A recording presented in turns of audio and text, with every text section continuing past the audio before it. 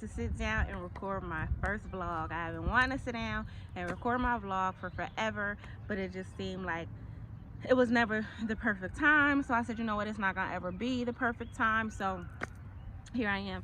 I had this long list of topics I wanted to talk about. They want an itinerary, like I'm gonna talk about this first, I'm gonna talk about that first. Needless to say, that's not gonna happen either. Then I was like, okay, well, I'll wait till I can record on a consistent basis, once a week, twice a week, whatever.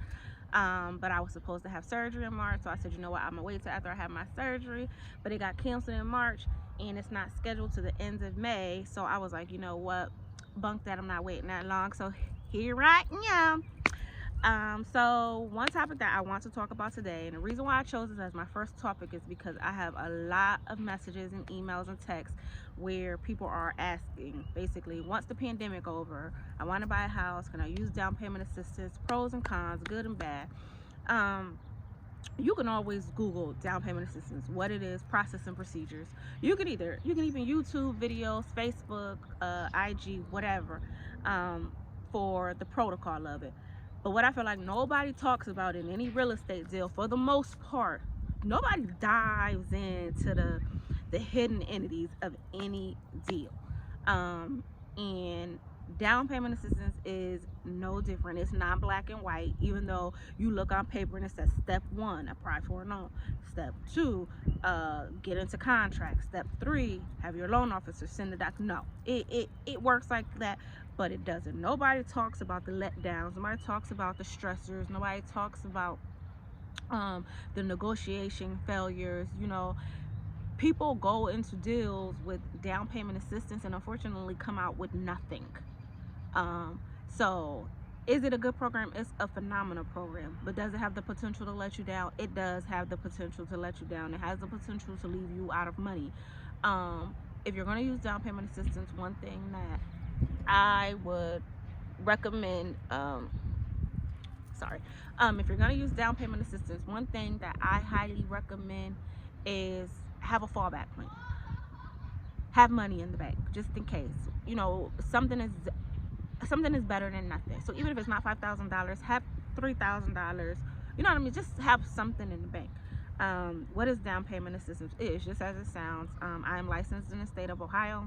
I mainly deal in the area of Cincinnati, between Cincinnati and Dayton for the most part.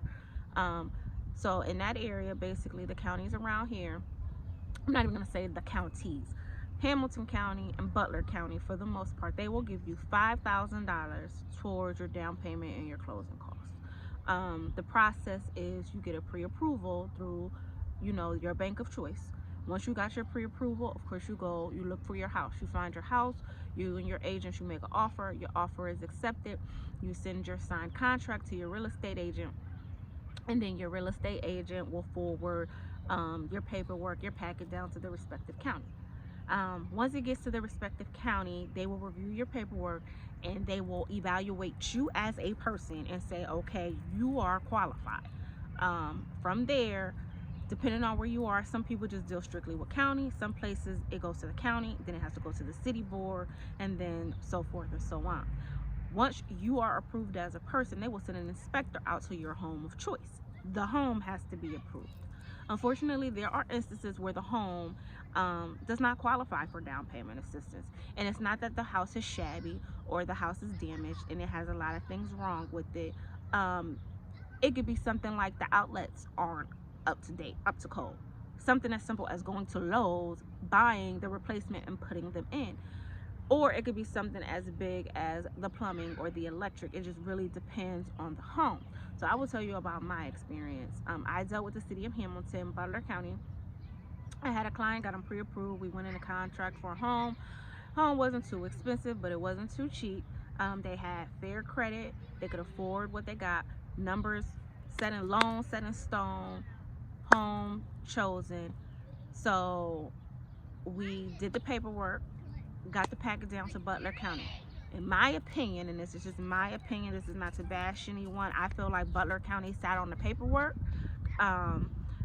We sent the paperwork down there, calling and calling and calling. So they're like, we haven't gotten to it, we haven't gotten to it, we haven't gotten to it. So when they finally got to it, we were probably like 10 days into the deal. So Butler County reviewed it, but then Butler County had to send it to the city of Hamilton. So that added another couple of days to the deal. Well, once the city of Hamilton looks at it and gives you the okay, they have 14 days to get an inspector out there. Any real estate deal averages on a straight through conventional FHA VA loan, the average deal is about 28 35 days, give or take, unless some unforeseen circumstances comes up, or the seller is like, hey, can we, get a 60-day closing so we could go ahead and close on our house, you know what I mean, or whatever. But like I said, that's an unforeseen circumstance. In this situation, the house was vacant. It wasn't any of this. This house was literally move-in ready. So I think the city of Hamilton, the inspector waited till like the 10th or the 11th day to go out, and that's fine. You know what I mean? Like, I don't know what their priorities was, or what the case was. Their communication was horrible. When we're calling to try to get an update on things, nobody wanted to tell us anything. But anything dealing with real estate is on. Everything is time sensitive. Like, I don't, no real estate agent, whether you're a buying agent or a listing agent, they will all tell you the same thing. We really don't have time for documents to just sit around. But anyway, messing around with them, they finally got the inspector out of there. The inspector found 4 things that were wrong with the house. 2 of them were minor. I could have went in and fixed 2 of them. The other 2 were major, where we needed a certified electrician and a certified plumber to come out. The seller is like, there's nothing wrong with this house. The seller was not paying for anything. Me and the lender had so much invested in this deal. We were like, you know what, we'll pay for the repairs, we'll take it out of our commission. How can we work this? So because of that, we needed another extension. Well, we got the extension, got the official report, figured out what the repairs were. Well, by the time we were able to get somebody out there to fix them, we would have needed a second extension. So once the repairs were done, you have to go back through the county, back through the city to get an inspector out there. Well, the seller was not trying to wait. She hands down, she's like, nope, put the house back on the market. She felt like she waited long enough, and that's fine. She can do that. That is her prerogative. That is her house. She can do what she wants to do with it. Unfortunately, the buyers were SOL. They were out of an appraisal fee, which was $400 something, an inspection fee, which was like $375, and earnest money. They were out of all of that. Now, because nobody could agree to anything, the contract expired, and the buyers will not sign off releasing the earnest money, they will get their earnest money back. It'll be a while, but they will get it back. But in the state of Ohio, you hold the earnest money for 2 years, and then you release it back. But that does not do them any good right now. The reason why I tell that story is because that situation is nobody's fault. That's just, unfortunately, that's how everything fell into place. Nobody did anything right. Nobody did anything wrong. But when you are using down payment assistance, unfortunately, your fate lies with someone else, the city and the county.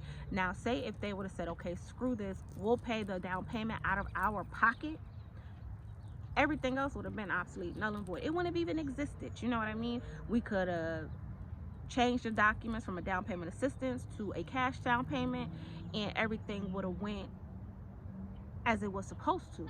But because that client depended on the down payment assistance, they lost out because the seller wasn't waiting. The seller would have had to wait for the repairs and then wait the time for the inspector to come back out, and then you have to hope and pray the inspector doesn't find anything wrong, or they don't like the way that the fixes were repaired, or just whatever the case may be. You got to hope for any of that.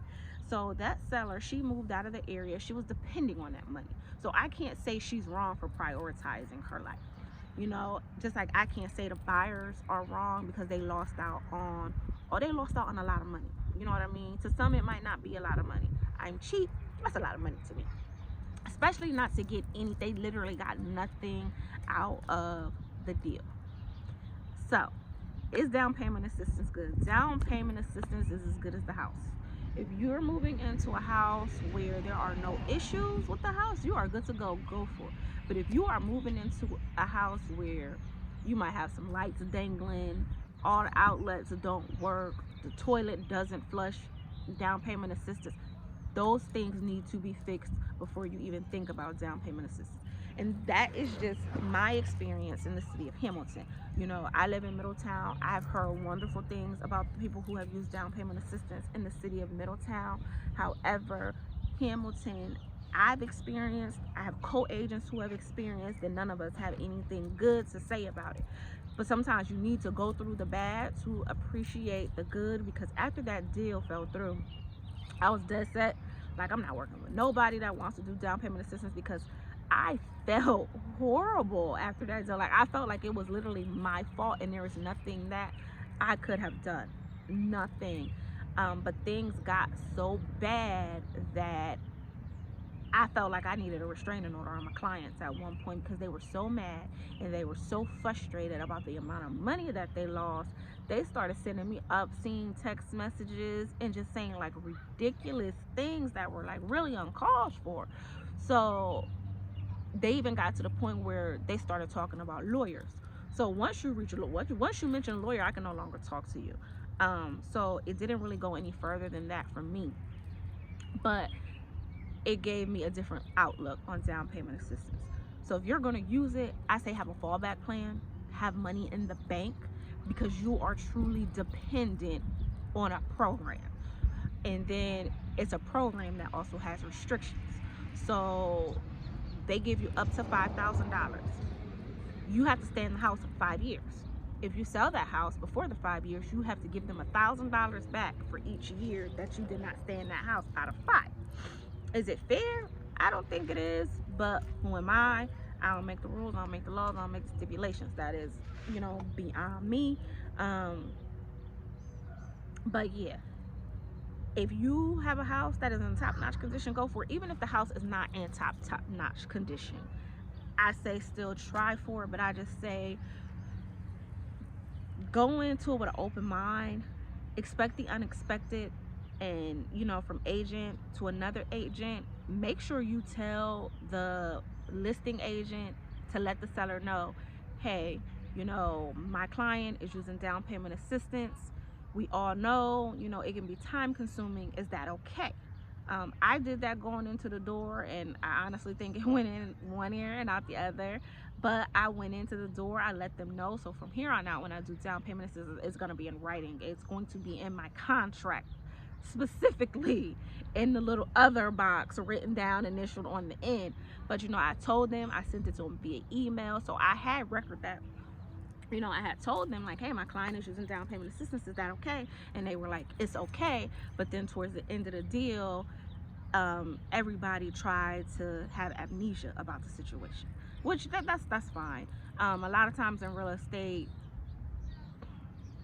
there are a lot of instances where people don't put themselves in other people's shoes.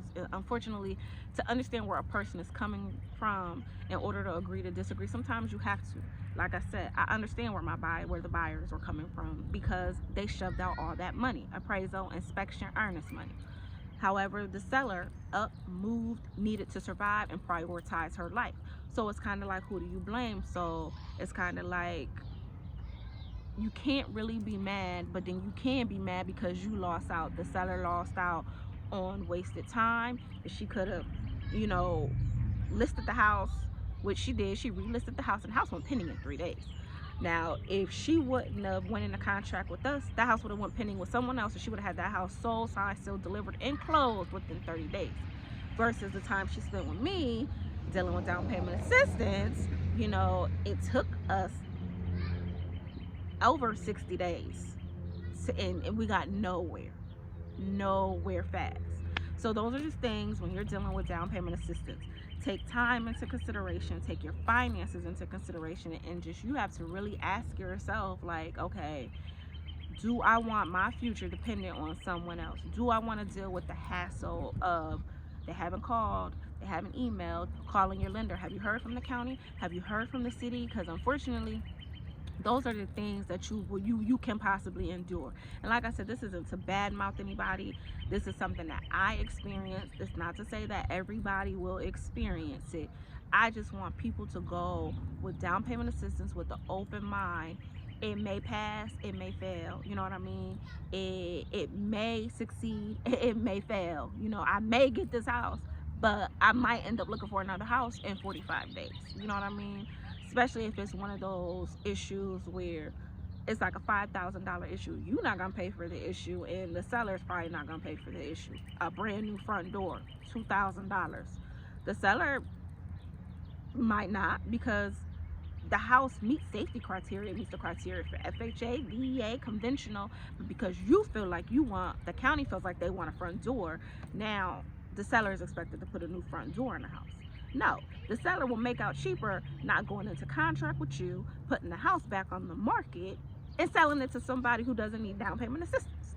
You know what I mean? Like, it just, and I hate to make it sound like that, you know, but it's just really, it's the reality of things, you know.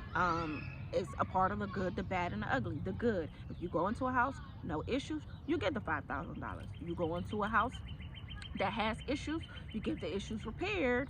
It's a little longer, but you get the house. The ugly, you don't get the house at all. So when you're thinking about down payment assistance or utilizing down payment assistance, just weigh out the pros and the cons. You know, realistically, you know, go in the house, look at the house, see what the issues are. And if you're unsure, you know, you can go and look in the house, and you can take, you know, if you have a handyman in your family, or, you know, somebody that knows a lot about houses, when you go into the house, have them, you know, take them with you. Look at the roof, look at the plumbing, look at the siding, you know, look at the door, does it lock properly? Look at the outlets, do they all work? Look at the breaker box, look at the AC, the furnace, look at all of that stuff, see how old that stuff is, because when down payment assistance, when housing goes in there to inspect it, they look at all of that type of stuff. You know what I mean? And unfortunately, a grant, as we know, is free money, and realistically, we all know people are going to look for a way to not give out no free money. It is what it is, you know. But that is my spiel on down payment assistance. Please like my channel, share my channel, subscribe to my channel, spread the word. I will be trying to vlog at least once a week on different topics. I'm hoping to go into a rehab deal here soon, and I want to vlog. I'm obsessed with rehabs. I want to vlog the whole repair. I'm doing some repairs in my own home. I'm gonna vlog about that, and needless to say, I will be vlogging about my Jeep also. Oh, the light sucks. Here you go. You can get a better angle. Wait. So, share my channel, like my channel, spread the word. If you're looking to buy a house, contact me. If you are looking to sell a house, contact me. Everybody, stay safe and have a great day.